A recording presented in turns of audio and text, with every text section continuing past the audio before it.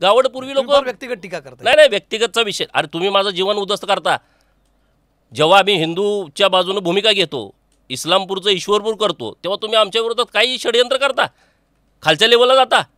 एखादा कर्मचारी आत्महत्या करतो, तुम्ही आमच्या नावानं त्या लोकांना तयार करता की बाबा नो आत्महत्या त्यांचं नाव घ्या. हे चालतं? हे कुठली संस्कृती आहे? पण तुमचं सरकार आहे ना, हे कुठले?